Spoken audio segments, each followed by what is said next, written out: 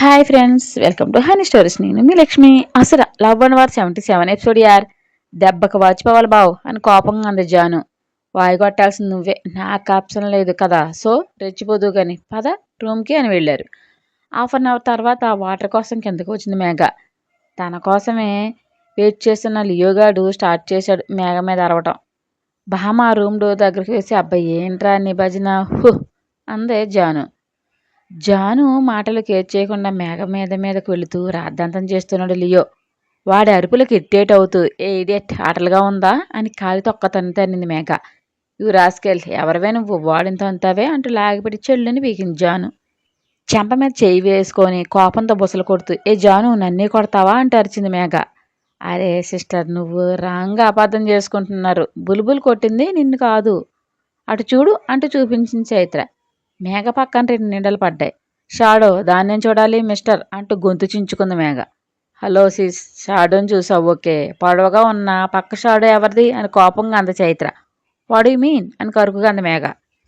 నా మీన్స్ అర్థం చెబితే నువ్వు ఏకంగా పైకే పోతావేమో అని వెకిలిగా నవ్వి, నీలో మరో ఆత్మ ఉంది, మేబీ జంట ఆత్మ కాబోలు, అందుకే షాడో బలంగా ఎత్తుగా ఉంది అని కూల్గా పిన్పీకి మేఘనెత్తి మీద పడేసింది చైత్ర. వాట్ ఆత్మ అంటూ ఎగిరి గంతేసి షాడో కూడా ఎగిరింది మేఘ షాడోతో పాటు. జాను బెదిరి అజిత్ను వాటేసుకుని బావ నాకు భయం వేస్తుంది అంటూ వణుకు నటించింది. ఏ జాను ఆటలుగా ఉందా ఏంటి ఈ పిల్లాటలు అనగానే లియోగాడు ఎంత ఎత్తి ఎగిరి మేఘ మెడ మీద చీరేశాడు గోళ్లతో. కెవ్వు నరిచింది మేఘ. మేం ఆడుతున్నామా పిల్లాటలు సిస్ అని యమ సీరియస్గా అడిగి, డాగ్ అంటే బైరేవుడు, తన కళ్ళకు అన్నీ కనిపిస్తానే అందరూ నమ్ముతారు. నీలో మరో ఆత్మ ఉంది, అది నాకు స్పష్టంగా కనిపిస్తుంది. ఎక్కడి నుండి తెచ్చుకొచ్చావు గోష్ట్ని అన్నాడు అల్జిత్. ఏ మిస్టర్ పిచ్చి పిచ్చిగా వాక్కు, శివా శివా అంటూ రంకులు వేస్తూ ముందుకు వెళ్ళింది. షాడో తనకంటే ఒక అడుగు ముందే ఉండడం చూసి మెల్లగా భయం ఆవహించడం మొదలుపెట్టింది మేఘలో. ఆ షాడో చేతులు చాచి పిలుస్తుంటే వెన్నులో నుండి వణుకు వచ్చేసి శివ అంటూ పైకి పరుగు తీసింది. ముందే రూమ్ ఖాళీ చేయించి టెర్రస్ మీదకు తోలేసింది తన సతీ బాబుని. రూమ్ ఎంటీగా వెక్కిరించేసరికి శివ అంటూ అరిచింది. వెనుకే లియోగాడు అరుస్తూ రచరచ చేస్తున్నాడు. వాడి అరుపులతో స్వెట్ పట్టేసి తడిసి ముద్దయిపోయింది మేఘ. వాల్ మీద నిలువెత్తు నల్లని ఆకారం ప్రత్యక్షమయ్యి బేబీ ఐ మిస్ యూ అంటూ అన్న వయసు వినిపించేసరికి నోటి మీద చేయి పెట్టుకుని కెవ్వు నరిచి స్పృహ తప్పి దబ్బుని కింద పడింది మేఘ. అవే కళ్ళు మూవీలో కాంచన్ గారి షాడోని చూసి ఎలా కెవ్వు నరుస్తుందో ఇమేజినేషన్ చేసుకోండి యార్. పక్క రూమ్ బాల్కనీలో నుండి చూసి మెల్లగా హైఫై ఇచ్చుకొని తిరిగి దేవు రూమ్కి వచ్చాడు. నీళ్ళ మీద బెండ్ అయ్యి సిస్ అంటూ బుగ్గల మీద తట్టింది చైత్ర. పిల్ల కోమాలోకి పోయింది అంటూ పెదవి విరిచి పైకి లేచింది. ప్రాణం పోయిందా అని గుసగుస అడిగింది జాను. కాదంటూ తల ఊపి రా అని సైగ చేసి బయటకు వచ్చి బయట ఉన్న సెక్యూరిటీని పిలువు, మోసుకెళ్ళి కార్ షెడ్ దగ్గర పడేస్తారు అంది చైత్ర. వదిన మీరు కొవ్వు వస్తే రచ్చ చేస్తుందేమో అంది జాను. చెయ్యకుండా నేను మేనేజ్ చేస్తాను కదా, తనంట తాను వెళ్ళినట్లు అని కన్నింగా నవ్వింది చైత్ర. అచ్చచ్చో నీకు తెలివి ఎక్కువైపోయింది అని బొగ్గలాగి కిందకు పరుగు తీసిన జాను. కళ్ళు ఎర్రబారగా మనుషుల్ని చంపేసంత క్రూరత్వం నీలో ప్రవేశించాక నిన్ను ఉపేక్షిస్తే నాకంటే స్వార్థపరురాలు ఎవరో ఉండరు సిసి. నువ్వు చేసిన ప్రతి తప్పుకు పనిష్మెంట్ అనుభవించాల్సిందే. నా మీద ఈర్ష్యాసూయ పగా ఉంటే నా వరకే పరిమితం అవ్వాలి, అంతేగాని నా నేమ్ ఫేస్ వాడి ఎంతమందిని మోసం చేస్తే ఎలా సహిస్తాను అనుకున్నావు అని కోపంతో బొసుకొట్టిన చైత్ర. సెక్యూరిటీ గార్డ్స్ ఇద్దరు వచ్చారు. తీసుకెళ్లి కార్ షెడ్లో పడేయండి అని గంభీరంగా చెప్పింది చైత్ర. వాళ్ళు ఆందోళనగా చూశారు. మీకేం భయం లేదు, తీసుకెళ్ళండి, ఒక మాట ఇది ఇక్కడే మర్చిపోవాలి ఓకే అంటూ బేస్ వాయిస్తో ఆర్డర్ వేసింది చైత్ర. తీసుకెళ్ళండి అని జాను కూడా అనడంతో మేఘ కాళ్ళు చేతులు పట్టుకుని మోసుకెళ్లారు. ఇప్పుడు చూడు తమాషా అని రూమ్కి వెళ్ళి అజిత్ వేషం తీసేసి తన ఒరిజినల్ రూపంలోకి వచ్చి మిర్రర్ చూసుకుని బయటికి వచ్చింది చైత్ర. ఏం చేస్తున్నావు వదినా అంది జాను. సీసీ కెమెరా ఆన్ చేయి చెబుతా అంది చైత్ర. ఓకే అని కిందకు పరుగులు తీసింది జాను. మెల్లగా స్టెప్స్ దిగి కిందకు వచ్చి జాను ఓకేనా అంది. హా వదినా. అయితే డోర్ కట్టిన తాడు లాగు, నేను వెళ్తున్నా అని చెప్పి వెళ్ళింది. చైత్ర అలా డోర్ దగ్గరకు రాగానే డోర్ దాని అంతటా అదే తెరుచుకున్నట్లు ఓపెన్ అయ్యింది. పెద్ద కళ్ళం చేసి ఏదో కీచిన బొమ్మల అడుగులు వేస్తూ బయటకు వచ్చి బయటంతా తిరిగి కార్ షెడ్లోకి వెళ్ళి పడుకున్నట్లు వాలింది. అది చూసి ఎక్సలెంట్ వదిన అని పరుగున వెళ్ళి సీసీ కెమెరాలో ఆఫ్ చేసి సిగ్నల్ ఇచ్చింది జాను. తాపీగా లేచి నైట్ అంతా సీటీ దోమలతో సరసాలు ఆడు, రోగం చప్పగా కుదురుతుంది అని లోపలికి వచ్చేసింది చైత్ర. అప్పుడు టెర్రస్ దిగి వచ్చి మీ వదిన ఏంట్రా ఎంత అప్డేట్ అయింది అని నవ్వాడు. తెలివి మీ సొంతం కాపీ రైట్స్ ఏమైనా కొనుక్కున్నారా సార్ అంటూ బలుపుగా అడిగింది చైత్ర. తెలుగు మీద కాపీ రైట్స్ హక్కులు తీసుకోలేదు కానీ ఈ అందాల బర్ణి మీద కాపీ రైట్స్ హక్కులు మాత్రం నావే అని బొగ్గను చిటికి వేశాడు దేవ్. మీ ముచ్చట్లు రూమ్కి వెళ్ళి పెట్టుకోండి, ఎవరైనా పొరపాటున బయటకు వస్తే ప్లాన్ అంతా దొబ్బుతుంది పొండి అని తరిమి రారా అని లియోని పిలిచింది జాను. పదవే రాక్షసి అంటే అమాంతం చేతుల్లోకి తీసుకుని లిఫ్ట్ చేసి పైకి తీసుకెళ్ళాడు దేవ్. గుర్రుగా చూస్తూ భుజం కరిచేసింది చైత్ర. ఏంటే మ్యాన్సడ్లా బ్లడ్ తాగుతావా అని నవ్వాడు. నవ్వకు, నాకు కాలుతుంది అని మొహం తిప్పింది. బ్రతిమాలే ప్రోగ్రాం పెట్టగే బాబు, టైం అంతా వృధా అయిపోతుంది. నా పెళ్ళం మీద ప్రేమ చూపించడానికి అసలే తెగ నచ్చేస్తుంది నాకు అంటూ ముద్దులు పెడుతూ బెడ్రూమ్కి తీసుకెళ్ళి బెడ్ మీద దించి రూమ్ డోర్ క్లోజ్ చేశాడు దేవ్. నెక్స్ట్ డే 6 అవ్వకుండా ఎయిర్పోర్ట్కి వెళ్ళిపోయాడు దేవ్. అదే ఫ్లైట్ జయంత్ కూడా ఉన్నాడు. ఇద్దరు వెళ్ళేది ఒకే ప్లేస్కి. దేవుని చూసి దానికి ఏం చెప్పాను ఏం చేసింది నాకంటే ఒక అడుగు ముందే ఉన్నాడు. ఏదైనా అంటే ఓ ఎగురుతుంది, అన్నీ దానికే తెలిసినట్లు. వీడు వస్తుంటే ఏం చేస్తుంది, గడ్డి పీకుతుందా లేక గుడ్డుగూరనకు పళ్ళుతూ ఉంటుందా అంటూ ఫ్రస్ట్రేట్ అయ్యాడు జయంత్. చెవి దగ్గర గుయ్యమని దోమలు ఏలపాటకు మగతగా కళ్ళు తెరిచింది. చుట్టూ రేగప్పే దోమలు వాటిని చూడగానే గబాలను లేచి నిలబడి తను ఎక్కడ ఉందో చుట్టూ చూస్తుంది మేఘ. బయట కార్ షెడ్లో కటికి నేల మీద తను పడుకుందని స్మరణకు రాగానే మతిపోయినంత పని అయింది. తలంతా పగిలిపోతుంటే 2 చేతులు తల పట్టుకుని తను ఇక్కడ పడుకోవడం ఏంటి, ఏం జరిగింది అని ఆలోచిస్తుండగా బయటకు వచ్చి చూసింది. తల పట్టుకుని పిచ్చి చూపులు చూస్తున్న ఆమెను చూసి కన్నింగా నవ్వుకుని తన పక్కన నియోగాడికి సిగ్నల్ ఇచ్చి తప్పుకుంది. వాడు అటు ఇటు వాకింగ్ చేసి మేఘం చూసి బుయ్యమని అరిచాడు. లియో అరుపుతో తలకెక్కిన దిమ్మంతా తిరిగిపోయి కోపం కస్సును లేచింది.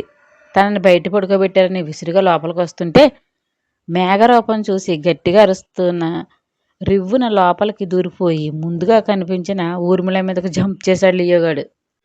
వాడిని క్యాచ్ పట్టుకుని ఏమైంది, దేనికి ఈ భయం అంటుండగానే లోపలికి వచ్చింది మేఘ. ఒళ్ళంతా దోమలు చాటులు వేసేసి మొహం ఎంత లావు నుబ్బిపోయి జుట్టు అంతా మెస్సిమెస్సిగా అయ్యి అందమైన రూపం కాస్త కురీపిగా మారింది. మేఘం చూసి అరుస్తూనే తన మొహాన్ని దాచేశాడు లియో. వదిన వీడు పావలకు రూపాయి యాక్షన్ చేస్తున్నాడు అని నవ్వింది జాను.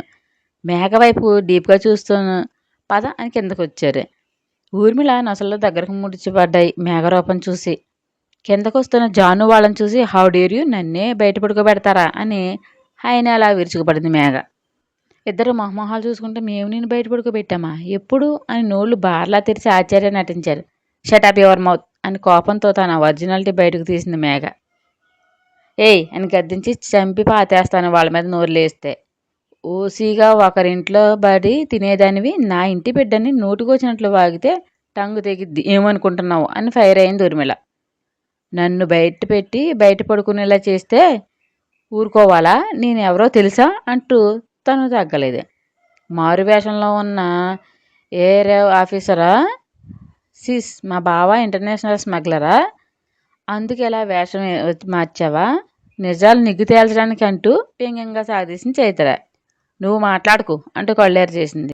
వాడు మా మనిషి, నా దేవికి ప్రాణమిత్రుడు, సంస్కారం లేకుండా వాగుతున్నావు ఏంటి, కొడితే ధవళపాళ్ళు పగులుతుంది అని అరిచింది ఊర్మి. అంటే మాటలు తిన్నగా రానివ్వు, ఏ తప్పు చేశానని కొడతావు దేవ్ అంటూ అరుస్తుంటే ఏమిటి రచ్చ అంటూ వచ్చారు భరద్వాజ్ గారు. ఆయన చూడగానే టెన్షన్ పడింది చైత్ర. కూల్ అని చేతి మీద తట్టి చిన్నడాడి తిను అక్కరంగా మమ్మల్ని బ్లేమ్ చేస్తుంది. నైట్ ఏం జరిగిందంటే తమకు అనుకూలమైంది అంతా చెప్పి స్రోతప పడిపోతే మేమిద్దరం తీసుకెళ్ళి రూమ్లో పడుకోబెట్టాము. ఎప్పుడు బయటకు వచ్చిందో మాకే తెలియదు అని అమాయకంగా చెప్పింది జాను. వాడు దెయ్యం పట్టిందా అని కంగారుగా భర్తని అట్టిపెట్టుకుపోయింది ఊర్మిళ. అంటే నాన్ సెన్స్, నాకు దెయ్యం పట్టడం ఏంటి అని కోపంగా అరిచింది మేఘ. నువ్వేమైనా పైనుండి ఊడిపడిన ఏలియా లేక దెయ్యాలన్నీ నీ జిగిడి దోస్తులా? నాకు దెయ్యం పట్టడం ఏంటి అని అంత ధీమాగంటున్నావు అని యమ సీరియస్గా అడిగింది చైత్ర. ఇదంతా నువ్వు చేస్తున్న డ్రామా, నాకు తెలియదు అనుకోకు అంది మేఘ. వాడు ఐ మీన్ చైత్ర, వాడికేం అవసరం డ్రామా చేయడం అని సీరియస్గా అయ్యారు Raju uncle. Please uncle, trust me, వీళ్ళిద్దరూ కలిసి డ్రామా చేస్తున్నారు అంది మేఘ. మాకేం అవసరం, నువ్వు నా ఫ్రెండ్ అనుకుని నీకే ఎక్కువ ప్రయారిటీ ఇచ్చాను. అది వీళ్ళందరికీ తెలుసు. నీకేదో జరిగితే నింద మా మీద వేస్తావా అని సీరియస్గా అంది జాను. రాజా, ఈ మధ్య చైత్ర ప్రవర్తన వింతగా ఉంటుంది. ఏ గాలో సోకిందేమో. ఒకసారి మన గురువు గారిని పిలిపించు, ఏ తాడైనా కడతారేమో అంది రుక్మిణి. అక్క ఏమంటున్నావు? అలాంటివన్నీ చేయించడానికి మనకేం అవసరం? తనన్న బయటికి పంపించితే మంచిది. రాజా, ఇంట్లో జాను ఉంది. తనకి ఏదైనా హాని కలిగితే మీ అన్నయ్య దగ్గర మనకు మాట వస్తుందో ఆలోచించండి అంది ఊర్మిళ. ఊర్మి, నువ్వు ఆవేశపడకు, ఏదో ఒకటి ఆలోచిద్దాం, నువ్వు వెళ్ళమ్మా అన్నారు భరద్వాజ్. అల్జిత్ వైపు కోపంగా చూస్తూ వెళ్ళింది మేఘ. చిన్నమాం, విదురికి తెలిసిన ఒక భూత వైద్యుడు ఉన్నారు, రమ్మని చెబుతాం. తనని బయటకు గెంటేసినా ఇంట్లోకి వచ్చిన గాలి బయటకు పోదు, ఏమంటావు అని గుసగుస అడిగింది చెప్పింది జాను. దేవు ఊరుకోడేమో అంది ఊర్మిళ. బావలేరు కదా ఆంటీ, మీరు సంశయించకండి, అసలే పెళ్లి కావాల్సిన బులుబుల్లుంది. మంచి కోసమే కదా ఏం చేసినా. అంకుల్ ఏమి అన్నారు కదా అంకుల్ అంటూ లాక్ చేసింది చైత్ర. ఎప్పుడు లేనిది ఏంటి హెడేక్లు అని విసుగు ప్రదర్శిస్తూ సరే కానివ్వండి అన్నారు భరద్వాజ్. వదిన మాటలు కన్నింగా నవ్వుకున్నారు. ఆంటీ, మీకు సువర్ణావకాశం వచ్చింది, రెచ్చిపోండి, అస్సలు ఆలోచించకండి అని కన్ను గీటింది చైత్ర. ఈవిల్ స్మైల్ ఇచ్చింది ఊర్మిళ. మా అత్తలో అలనాటి సూర్యకాంతం ఆత్మ పరకాయ ప్రవేశం చేసిందో అని ఎన్నర్లో తీనిమారాడుతూ సిసి నువ్వు చచ్చావు ఇంకా చూసుకో అనుకుంది చైత్ర. బాత్ చేస్తూ తన ఒంటి మీద చూసుకుని బొగ్గును మడుతూ రే అల్జిత్, ఈ మేకతోనే గేమ్స్ ఆడతావేంట్రా, నీ అంతు తేలుస్తా అని అరిచింది. బయట డోర్ దగ్గర నిలబడి బేబీ బాత్ ఎంతసేపు చేస్తావు, త్వరగా రా, నేను ఆగలేకున్నా అంటే అన్నం వయసు వినిపించగానే గుండె ఆగినంత పని అయ్యి చెమట నీళ్లు కలిసి కారిపోతుండగా ఏ ఏ ఎవరు అంటూ పీలగా అడిగింది మేఘ. నేను డియర్ అన్నావుని అప్పుడే మర్చిపోయావా అని హమ్మింగ్ వాయిస్తో చెప్పింది చైత్ర. తల తిరిగిపోయి వాల్కి పిన్నైంది మేఘ. సచ్చింది గొర్రె అనుకుని మెల్లగా బాల్కనీలోకి వెళ్ళి నిచ్చెన హెల్ప్తో పక్క బాల్కనీలకు జంప్ చేసింది చైతు. దేవి ఎక్కిన ఫ్లైట్ చెన్నైలో ల్యాండ్ అయింది. చిన్న బ్రీఫ్ కేస్ లగేజ్ అంతే, అది తీసుకుని కిందకు దిగాడు. వెనుకే దిగుతూ ఈరోజు నీ ఓటమిని చూస్తాను బావా, గెలవడం అంటే నీకు వ్యసనం కదా. ఆల్రెడీ మేఘన్ నీ భార్య స్థానంలో పెట్టి గెలిచి అది బయటకు వ్యక్తం చేయలేని సంతోషం. బట్ ఈరోజు గెలుపు సిటీ అంతా తెలిసేలా చేస్తాను అని కూల్గా నవ్వుకున్నాడు జయంత్. ఒత్తేని మీసాల మాటన సన్నగా విచ్చాయి దేవి పెదవులు. ఇద్దరూ బయటికి వచ్చారు. జయంత్ని చూడగానే ఒక పర్సన్ వచ్చి హాయ్ బాయ్ వెల్కమ్ అంటూ చేతిని పట్టుకున్నాడు. హాయ్ అని షేక్ హ్యాండ్ ఇస్తూ వారకంట దేవుని చూశాడు. ఇస్మంత్ కూడా కేర్ చేయకుండా పరిసరాలని చూస్తున్నాడు. రెండు బాయ్, కార్ రెడీగా ఉంది అని ఆ పర్సన్ అనగానే పద అంటూ దేవుని దాటుకుంటూ వెళుతూ వేసి అడుగాపి ఒక్క క్షణం చూశాడు. వాడైన చూపులు వేడిగా వేసిరాడు దేవ్. ఆ చూపుల్ని కేర్ చేయకుండా వెళ్ళి కార్ డోర్ తీసుకుని ఎక్కుతూ లిఫ్ట్ కావాలంటే సిగ్గు లేకుండా అడగొచ్చు అని వంకరగా అన్నాడు జయంత్. అక్కడ ఉన్న సెక్యూరిటీ పర్సన్తో ఎయిర్పోర్ట్లో అనిమల్స్ని అలౌట్ చేస్తున్నారా, అలా అయితే మా లియోగాని తీసుకొచ్చి వాడి నక్కలను చీల్చి చెండాలేసేవాడు అని వ్యంగ్యంగా అన్నాడు దేవ్. పళ్ళు పటపటా నూరాడు జయంత్. వ్యంగ్యంగా కళ్ళు ఎగరేశాడు దేవ్. ఎక్కిపోనివ్వు అంటూ తెల వెనక్కి పెట్టాడు జయంత్. పిచ్చినయ్యాల అనగానే అప్పటిదాకా సైడ్ని ఉన్న పర్సన్ వచ్చి సార్ స్టార్ట్ అవుదామా అన్నాడు. యా అంటూ కారు వైపు అడుగులు వేశాడు దేవ్. కారు ఎక్కగానే స్టార్ట్ చేశాడు ఆ పర్సన్. వాడిని రిసీవ్ చేసుకున్న వాడు ఏంటి తేడాగా ఉన్నాడు, ఎవరో నీకు తెలుసా అని అడిగాడు దేవ్. వాడు ఇక్కడ లోకల్ గ్యాంగ్ మనిషి, సెటిల్మెంట్స్ దందాలు చేస్తుంటాడు వాడు బాస్. ఓ అవునా అనగానే వాడి మనిషి వచ్చాడంటే మిమ్మల్ని ఆపడానికి అనుకుంటా సార్, చూద్దాం ఎంతవరకు సక్సెస్ అవుతాడో అని స్మైలింగ్ ఫేస్తో చెప్పాడు. హోటల్కి రీచ్ అయ్యి మీరు ఫ్రెష్ అయ్యి బ్రేక్ఫాస్ట్ చేయండి, మనం స్టార్ట్ అవుదాం అన్నాడు అతడు. ఓకే అని ముందుగా బుక్ చేసుకున్న రూమ్కి తీసుకుని చైత్రకి కాల్ చేస్తూ వెళ్ళాడు దేవ్. లిఫ్ట్ చేసి హలో బావ్ అని హమ్మింగ్గా ఆల్జిత్లా పిలిచింది. నీకు దండమే బాబు, అలా హస్కీగా పిలవకే, నాకు ఏదోలా ఉండి నా మీద నాకే డౌట్ వస్తుంది అని నవ్వాడు. కిసుక్కుని గోలీ సోడ కొట్టినట్లు నవ్వి ఏదోలా అంటే అని కవ్వించింది. చైతుగా నువ్వు ముదిరారా, ఏం చేస్తున్నారు అన్నాడు. నేను గుడ్డు గుర్రానికి పళ్ళుతోమి బాత్ చేస్తున్నాను, నీ చెల్లి కోడిగుడ్డు మీద ఏకలు పీకుతుంది అని వంకరగా సమాధానం చెప్పింది చైత్ర. అవునా, అడ్డగాడిది గుర్రానికి బాత్ చేయించడం కడు విచిత్రమే సుమి. ఉండు నేషనల్ ఛానల్ వాళ్ళకు చెబుతా, గాడిది గుర్రానికి బాత్ చేయించుందని టెలికాస్ట్ చేస్తారు, నువ్వు ఫేమస్ అయిపోయి బోల్డ్ ఎంత ఫేమ్ వస్తుంది అంటూ డ్రెస్ రిమూవ్ చేసి టవల్ కట్టుకుంటూ అన్నాడు. ఏంటి జోకా అని పళ్ళు కొరికింది. నువ్వు చెప్పిందే కదే రిపీట్ చేశా, ఇందులో జోకేముంది కంత్రి పాప. ఎప్పుడు తమరు రాక? మేబీ నైట్ రావచ్చు. త్వరగా రావు బావ, ఇక్కడ నేను విరహంతో వేగిపోతున్నా అని కుంటికి అంది. నీకు దండమే తల్లి, మేలు వయసు అట్లాంటి మాట్లాడక బంగారం. ఆర్డరా లేక రిక్వెస్టా అని బలుపు కడిగిన చేతిర. రిక్వెస్టే, ఆర్డర్ వేస్తే మాడాల్సింది నేనే అని గుండిగాడు. గుడ్, ఓకే, మళ్ళీ చేస్తా, కేర్ఫుల్గా ఉండరా అని కాల్ కట్ చేశాడు దేవ్. స్టోరీ మీకు నచ్చినట్లయితే ఒక లైక్ ఇచ్చి కామెంట్ చేయండి, షేర్ అండ్ సబ్స్క్రైబ్ చేయండి బడ్డీస్.